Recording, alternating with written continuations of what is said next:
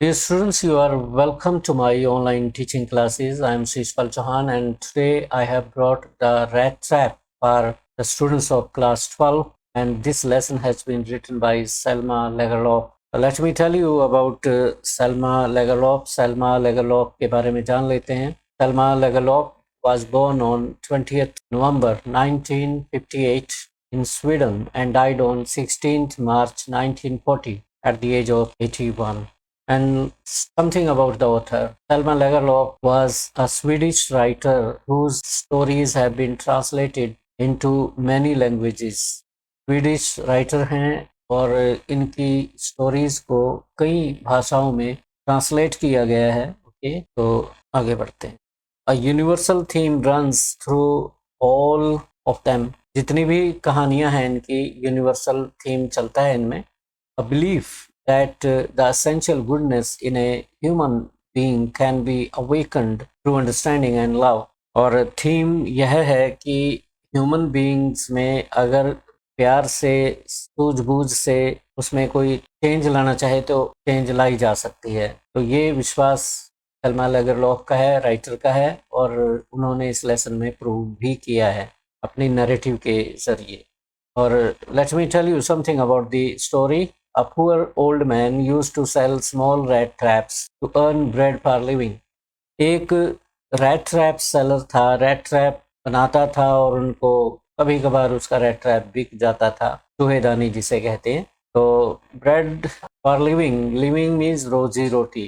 जो रोजी रोटी होती है तो वक्त की रोटी मिल जाए तो इतना ही बहुत था उसको. He made them with the pieces of wire that he got by begging from the stores and big farms. और तारों से बनाता था, तारों के टुकड़ों से वो बनाता था रैट ट्रैप्स को. और कहाँ से ये मटेरियल लेता था? या तो किसी स्टोर के सामने खड़ा हो जाना उसे, और या कोई बिग फार्म्स होते हैं एग्रीकल्चरल, वहाँ पे तारें इधर उधर पड़ी होती हैं कई बार, तो वहाँ से मांगता था या उठा लेता था. कभी कभी वो थोड़ी बहुत चोरियां भी कर लेता था. But he could not earn much by selling the rat traps. Rat traps को बेच के अधिक पैसा नहीं कमाया जा सकता था उससे. देयरफॉर परेशानी ये थी कि कोई उसके रैट ट्रैप्स को खरीदता नहीं था, क्रूड फॉर्म में थे. Therefore he had to beg and do some small thefts. इसलिए उसे बेगिंग करनी पड़ती, खाने के लिए, रोटी के लिए, या फिर छोटी मोटी चोरियां भी करता. टू कीप हिमसेल्फ अलाइव, अपने आप को अलाइव रखने के लिए, जीवित रखने के लिए. One day he thought about his rat trap randomly. एक दिन रैंडमली अपने रैट ट्रैप के बारे में सोचे जा रहा था. अचानक आइडिया उसके मन में आया और it made him reflect philosophically, और फिलोसफिकली रिफ्लेक्ट करना शुरू कर दिया उसने, सोचना शुरू कर दिया. तो फिलोसफी बना ली उसने रैट ट्रैप पे. He equated the rat trap to the whole world. Rat trap को उसने तमाम दुनिया के साथ, संसार के साथ वेट किया, तुलना की. ये जो दुनिया है ये पूरी रैट ट्रैप ही है. He equated the rat trap to the whole world, which offer human beings so many attractions. The word is attraction. These attractions work as the baits. Baits क्या होते हैं? लालच. जैसे फिशिंग करते वक्त जो मछियारा होता है, मछलियाँ पकड़ने वाला, मछली पकड़ने वाला, उसके साथ कांटे पे कुछ फूड लगा देता है, कोई पीस ऑफ मीट लगा देता है, उसके लालच में मछलियाँ उसको खाने आती हैं तो वो कैच हो जाती हैं. तो बेट, चूहेदानी में भी बेट रखी जाती है, फूड रखा जाता है. चूहा अट्रैक्ट होके उसे खाने के लिए आता है और इस तरह से चूहा चूहेदानी में फंस जाता है. तो ये तमाम दुनिया उसे एक बहुत बड़ा चूहेदाना नजर आने लगा और अट्रैक्शंस गिनवाने लगा वो खुद, कि दुनिया अट्रैक्शन देती है और इंसान उसमें फंस जाता है. मोह माया जितना है ये सारा बेट्स का काम करती हैं, लालच का काम करती हैं. These attraction work as the baits which are used in rat traps to catch them. We all human beings are prone to be caught in the big rat trap that is represented by the world. और हम सब इंसान, हम सब human beings संभावित हैं इस rat trap में फंसने के. हमारी कमजोरी है, दुनिया के जितने भी आकर्षण हैं हम सब उसमें मोह माया के जाल में फंस जाते हैं. प्रोन मीन्स संभावित. At last the poor rat trap seller also becomes a victim of the big rat trap. कहानी के अंत में ये जो रैट ट्रैप सेलर है, जो फिलोसफाइज कर रहे हैं लाइफ को, कि बहुत बड़ा रैट ट्रैप है और इसमें हम सब फंसे हुए खुद भी फंस जाता है, शिकार बन जाता है उसमें। And how he came out of it, it's a matter of interest. किस तरीके से रैट ट्रैप से बाहर निकला, ये दिलचस्पी की बात है। Let's read the story and explore the truth behind it. आओ कहानी को पढ़ते हैं और जो सच्चाई है वो एक्सप्लोर करते हैं, जानने की चेष्टा करते हैं। The story begins. Once upon a time, there was a man who went around selling small rat traps of wire. एक बार की बात है कि एक व्यक्ति बुरी हालत में, मिजरेबल कंडीशन में उसके कपड़े हैं, स्थिति है उसकी, वायर के बने हुए रैट ट्रैप्स को बेचता फिरता है इधर उधर। He made them himself at odd moments. Odd moments का मतलब है जैसे दोपहर का वक्त है, खाली वक्त जब उसे लगता है तब वो उनको बनाता है। कैसे बनाता है? From where he gets the material? He gets material from begging from the stores, or he finds them from some big farms. Agricultural farms से, या फिर तारों की दुकान, कोई स्टोर होते हैं, उनके सामने खड़ा हो जाना और मांगना कि प्लीज ये दे दो मुझे। और even so His clothes were in rags. कपड़े बुरी हालत में, रैग्स में, चीथड़े हैं एक किस्म से। His cheeks were sunken. यहाँ पे फिजिकल स्ट्रक्चर दिखा रहे हैं उसकी। मिजरेबल कंडीशन का क्वेश्चन जो बनता है यहाँ बन सकता है। गालें उसकी धंसी हुई हैं, संकन है। And hunger gleamed in his eyes. भूख उसकी आंखों में झलक रही है। Life was dull and monotonous for this vagabond. और जीवन इस वैगाबॉन्ड के लिए। वैगाबॉन्ड कौन होते हैं? घुमंतु जाति के, जिनका कोई घर बार नहीं होता, उन्हें वैगाबॉन्ड कहते हैं। और इनके लिए जीवन नीरस है, मोनोटोनस भी, डल होती है, जिसमें कोई दिलचस्पी नहीं होती। लाइफ बोरिंग है उनके लिए। He didn't earn much by selling his rat traps. और रैट ट्रैप्स को बेच के कोई अधिक कुछ भी आमदनी नहीं होती। नरेटर बल्कि यहाँ हैरान होते हैं, कहते हैं कि अगर यही उसका लाइवलीहुड का जरिया है तो मुझे नहीं लगता वो कुछ मतलब कमाता होगा उससे। That was not profitable job of him. Hardly any of his rat traps was sold during the day. दिन के वक्त मुश्किल से उसका कोई रैट ट्रैप बिकता होगा। तो he had to commit small thefts, इसलिए छोटी छोटी चोरियां उसको कमिट करनी पड़ती हैं। और and do begging in order to sustain life, और जीवन को सस्टेन करने के लिए उसे बेगिंग भी करनी पड़ती है। जीवन को सस्टेन करना मीन्स अपनी भूख मिटाने के लिए किसी के द्वार पे खड़ा हो जाता है और खाना मांगता है। But one day he was struck by the idea that the whole world seem to him a big rat trap. एक दिन चलते चलते रेंडमली अपने रैट ट्रैप को देख रहा था और सोचते सोचते आइडिया ये आया उसे, ये सारा संसार एक बहुत बड़ा रैट ट्रैप नजर आने लगा, जिसमें तरह तरह के लालच हैं। और उन लालचों को यहाँ ये रैट ट्रैप गिनवाता है। लॉन्ग क्वेश्चन भी और शॉर्ट क्वेश्चन भी उन पे बन सकते हैं। The whole world seem to him, seemed means प्रतीत होना, appear to him big rat trap. It offered riches and joys, खुशियाँ देता है। ये खुशियाँ भी हमें आकर्षित करती हैं, खींचती हैं अपनी तरफ। अमीरी, धन दौलत, शेल्टर, आलीशान मकान भी हमें ये लालची हैं। And food, heat, clothing, exactly as the rat trap offered cheese and pork. जिस तरीके से रैट ट्रैप सेलर चीज और पोक ऑफर करता है, चूहेदानी में रखता है चूहों को फंसाने के लिए, मतलब जैसे किसी के घर में रैट ट्रैप है, रैट ट्रैप में यही रखे जाते हैं, उसी तरीके से ये संसार के आकर्षण जितने भी हैं, प्यार, मोहब्बत और आपसी रिश्ते, ये सारे आकर्षण है, मोह माया का जाल है। तो ये उसे समझ आया। The moment a person is tempted to taste the so-called baits offered to him by this world, he is at once caught in the trap of the worldly thing. और the moment means जिस पल, जिस क्षण कोई भी व्यक्ति ये जो बेट्स हैं, संसार ये जो लालच प्रेजेंट करता है, देता है, तो जैसे ही सामने आते हैं लोगों के, आकर्षित करते हैं, जैसे ही उनको पॉजेसिव हो जाता है उनके बारे में, तो तुरंत ही वो इस संसार के मोह माया के जाल में फंस जाता है, बड़े रेड ट्रैप में फंस जाता है। He is at once caught in the trap of worldly things, right? Since the world was never kind to him, दुनिया उसके लिए दयालु नहीं थी, कभी भी दयालु नहीं रही। जिसके भी दरवाजे पे गया उसने धुतकार दिया, चल आगे चल। इस तरीके से उसे दुनिया से चिढ़ थी।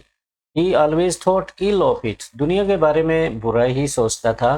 No one offered him shelter to pass a night, रात गुजारनी हो तो उसे कहीं पे भी शेल्टर नहीं मिलती थी. So he found a strange kind of joy while thinking about people during his dull hours when he was walking on a road.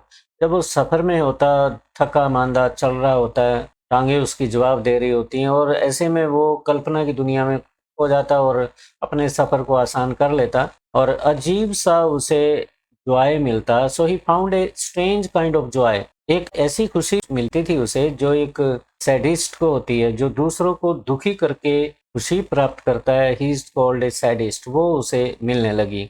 One dark evening, एक शाम की बात है, चलते चलते एज ही वाज ट्रजिंग. ट्रजिंग होता है टू वॉक विद डिफिकल्टी, चलना, मुश्किल के साथ चलना, थका हुआ इंसान जैसे चलता है. अलोंग द रोड वो चल रहा था, टांगे उसकी जवाब दे रही थी, थका हुआ था. He caught sight of a little grey cottage by the road side.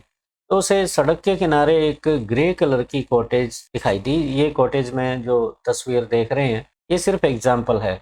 और he caught sight of a little grey cottage by the roadside and he knocked on the door to ask shelter for the night. और दरवाजे पे उसने knock किया ताकि वो रात को शेल्टर ले, शरण ले, रात बिताना चाहता था वो, तो उसने नॉकिंग करी. The owner of this small cottage lived alone there. जो ओनर था इस कॉटेज का यहाँ रहता था, इस कोठी में रहता था. So he happily allowed the vagabond to enter his home. इसलिए खुशी खुशी उसने इस घर में रहने की परमिशन दे दी उसे, इस वैगाबॉन्ड को. वैगाबॉन्ड कौन होते हैं? जिनका घर बार नहीं होता, जो चलते फिरते लोग होते हैं, उसको अपने घर में प्रवेश दे दिया उसने. Immediately he put the porridge pot on the fire and gave him supper. Immediately means तुरंत ही उसने आग पे पॉट रखा जिसमें पोरिज तैयार कर रहा था वो. सपर होता है, इवनिंग मील होता है, शाम को जो खाते हैं. Then he carved off such a big slice from his tobacco roll. फिर उसने टोबैको रोल निकाला, उसमें से एक बहुत बड़ा स्लाइस काटा. That it was enough both for the stranger's pipe and his own. Played majolis with the guest. Majolis एक गेम होता है, ताश के पत्तों का गेम, कार्ड ऑफ गेम होता है. The old man played majolis with his guest until bedtime. Bedtime तक, सोने तक उसने मजोलिस खेलता रहा अपने गेस्ट के साथ. The guest was informed by the old man that once he was a crofter at Ramsjo iron works. और बातों बातों में ये जो ओल्ड मैन था उसने बता दिया कि कभी वो क्रॉफ्टर का काम किया करता था रैम्स जो आयरन वर्क्स में. इस फैक्ट्री में कुछ ज़मीन होगी, ज़मीन को ये बोता था, क्रॉप्स वगैरह, उसमें क्रॉफ्टर उसे ही कहते हैं. Now in his old age he has kept a cow that supports him. अब इस मकान में, छोटे से मकान में वो रहता है और उसने एक गाय रखी हुई है जो उसको सपोर्ट करती है. उसका दूध निकाल के क्रीम वगैरह बनाता है, उसे बेचता है और अपनी रोजी रोटी कमाता है. He calls his cow bossy. अपनी गाय का नाम उसने बॉसी रखा हुआ है. And prepares creamery from its milk every day. और रोज़ उसका दूध जो होता है उसमें से क्रीम निकालता है. लास्ट मंथ ही अर्न 30 क्रोनर्स. और पिछले महीने उसने 30 क्रोनर्स थे. क्रोनर वहाँ की करेंसी है. और ये बात भी उसको बता दी उसने, अजनबी को.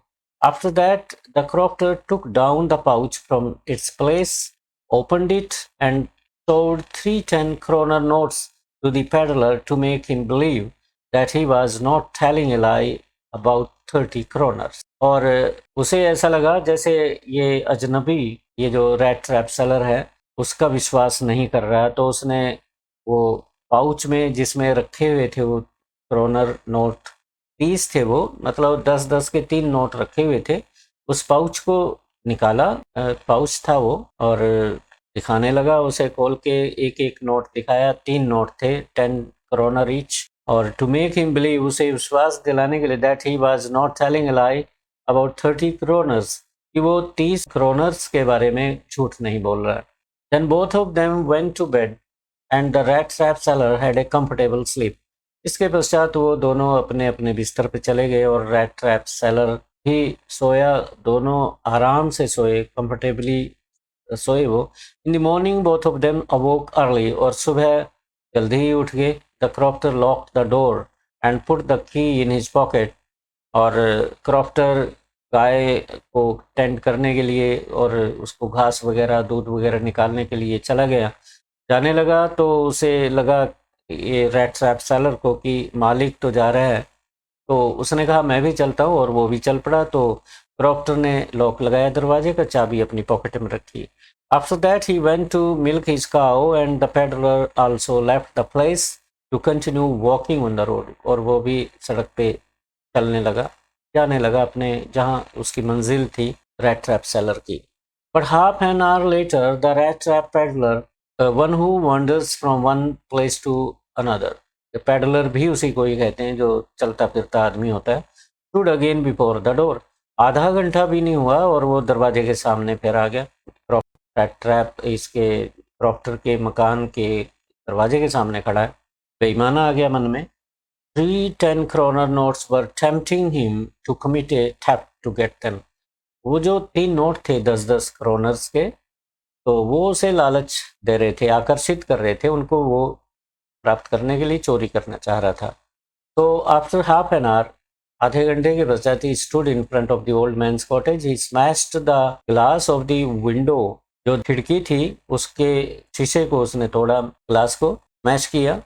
और पाउच वहीं था, कहीं खिड़की के पास ही था। उसने बाजू के साथ पाउच को निकाला जो साथ में कील के ऊपर टंगा हुआ था। ओपनड इट, खोला, took out those 3 10 kroner notes from it. 3 10 10 के जो क्रोनर नोट थे वो निकाल लिए। He took the money and thrust it into his own pocket, और पैसे को लिया और अपनी पॉकेट में डाल लिया। Then he hung the leather pouch very carefully, और फिर उसने लेदर पाउच को बड़े ध्यान से वहाँ जहाँ से उतारा था वहीं लटका दिया और अपनी जगह पे चल पड़ा, रास्ते पे चल पड़ा। As he walked along with money in his pocket, जैसे वो सड़क के किनारे किनारे चल रहा था, हाईवे था, तो उसे ऐसा महसूस हुआ, he felt quite pleased with his smartness, अपनी चालाकी पे बहुत खुश हो रहा था। ही रियलाइज्ड, महसूस किया उसने, of course, that at first he dared not continue on the public highway but must turn off the road into the woods. उसे ऐसा लगा कि हाईवे पे नहीं चलना चाहिए उसे, ऐसा ना हो कि कोई और लुटेरा उसे लूट ले आके। इसलिए वो रास्ता चेंज करना चाह रहा था, जो पगडंडी होती है कच्चे रास्ते से, जंगल के रास्ते से वो जाने लगा। During the first hours this caused him no difficulty, शुरुआती कुछ समय के लिए उसे कोई डिफिकल्टी नहीं हुई, जंगल में चलता रहा। Later in the day it became worse for, जैसे ही शाम होने लगी और उसकी दिक्कत पड़ गई। और it was a big and confusing forest which he had gotten into, जिस जंगल में वो घुस गया था वो घुमावदार था और बड़ा ही कॉम्प्लिकेटेड था। रास्ता उसे घुमा घुमा के एक ही जगह पे ले आ रहा था।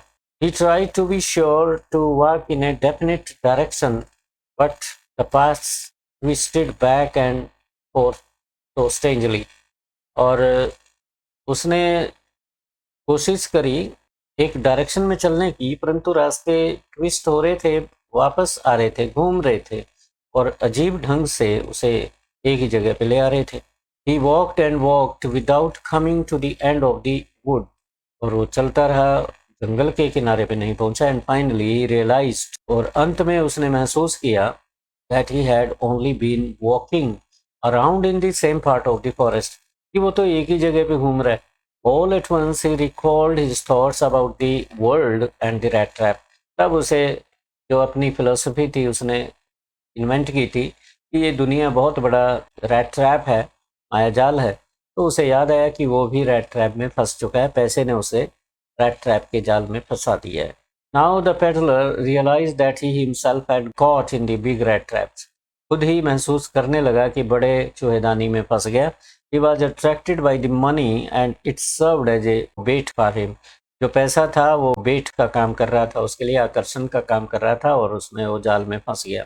और इट वाज लेट दिसंबर, दिसंबर का अंतिम सप्ताह था। डार्कनेस वाज ऑलरेडी डिसेंडिंग, अंधेरा नीचे की तरफ उतर रहा था, धरती की तरफ, और जंगल में अंधकार बढ़ता जा रहा था।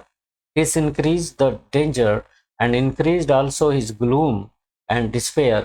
इससे खतरे भी बढ़े, जंगली जानवर हो सकते हैं, और उसके मन की जो निराशा थी वो बढ़ गई।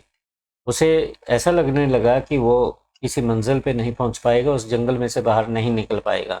Finally he saw no way out, अंततः उसे कोई रास्ता नजर नहीं आया and he sank down on the ground, और वो ज़मीन पे लेट गया, टायर्ड टू डेथ, इतना थका हुआ जैसे उसे मौत आ जाएगी। Thinking that his last moment had come, उसे लग रहा था कि उसके अंतिम क्षण आ गए हैं। But just as he laid his head on the ground, जैसे ही उसने सिर रखा ज़मीन पे, करवट बदल के लेटा होगा, तो उसे कुछ साउंड सुनाई दी उसके कानों में। थंपिंग साउंड, ठक ठक की आवाज़ सुनाई दी। थंपिंग होती है sound that comes while a thing is being beaten, जैसे लोहे को कोई पीट रहा हो, घन बजा रहा हो। There was no doubt as to what that was, में कोई शंका नहीं थी कि वो क्या थी चीज़, समझ गया हो। ही रेज्ड हिमसेल्फ, और खड़ा हुआ, अपने आप को मुश्किल से खड़ा किया, इसलिए रेज वर्ड यूज़ किया उसने। ही स्टूड अप, ऐसा बिल्कुल नहीं है, थका हुआ था, बड़ी मुश्किल से खड़ा हुआ। Those are the hammer strokes from an iron mill, उसने सोचा कि आसपास कोई आयरन मिल है और वो हैमर स्ट्रोक्स हैं, कोई घन बजा रहा है, हथौड़े बजा रहा है, समझ गया वो। There must be people nearby, और इसका मतलब यह हुआ कि आसपास लोग हो सकते हैं। He summoned all his strength, summoned means gathered, उसने अपनी शक्ति को बटोरा, गैदर किया, एकत्रित किया। गॉट अप, खड़ा हुआ, एंड स्टैगर्ड, और टांगे लड़खड़ा रही थी, बड़े ट्रेम्बलिंग वे में चलता गया, in the direction of the sound, जिस डायरेक्शन से वो आवाज़ आ रही थी उधर चलता गया। ये ट्रेम्बलिंग वर्ड है। The Ramsjo iron works which are now close down, अब ये रैम्स जो आयरन वर्क्स क्लोज डाउन हो गए, जहाँ पे ये लोहे को पिघलाते हैं। पूरी फैक्ट्री तो बंद नहीं हुई, थोड़ा बहुत काम चलता है, were not so long ago a large plant, बहुत बड़ा प्लांट था कभी, with smelter, smelter means melt करना, ये जो कच्चा लोहा होता है, रोलिंग मिल थी ये, and forge. During one of the long dark evenings just before Christmas, the master smith and his helper sat in the dark porch near the furnace, waiting for the pig iron which had been put in the fire to be ready to put on the anvil. ऐसा था कि उस factory में एक तो Christmas के आसपास की बात है ये, एक दिन पहले की बात है, अंधकार चारों तरफ था। जो मास्टर स्मिथ था, लोहार जो था, वो अपने हेल्पर के साथ फैक्ट्री में बैठा हुआ है। इधर ये रेड ट्रैप सेलर इस फैक्ट्री की तरफ बढ़ रहा है, और अंदर फैक्ट्री का सीन दिखा रहे हैं कि जो लोहार है, आयरन मास्टर, वो बैठा हुआ है और उसका हेल्पर उसके साथ है, और वेट कर रहे हैं कि उस पे लोहे को घन के साथ इकट्ठा करने में या रोल करने के लिए, क्योंकि भट्टी पे कुछ पिघला रहे हैं, लाल कर रहे हैं, लोहे को गर्म कर रहे हैं ताकि उस पे स्टोक लगा सके। To be ready to put on the anvil, ये एनविल होता है जिसपे लोहा रखा जाता है, और ये हथौड़े से उसको चपटा या फिर पहना, जैसा भी कर शेप देनी हो दी जा सकती है। ये लेसन यहाँ तक ले लेते हैं, और वीडियो लेक्चर और बनेगी इसकी, कल को इसका सेकंड पार्ट लेके मैं आऊँगा। Till then, have a nice day. Thank you very much. Subscribe to my channel after watching this live session. Thank you very much. Let me end up the stream now.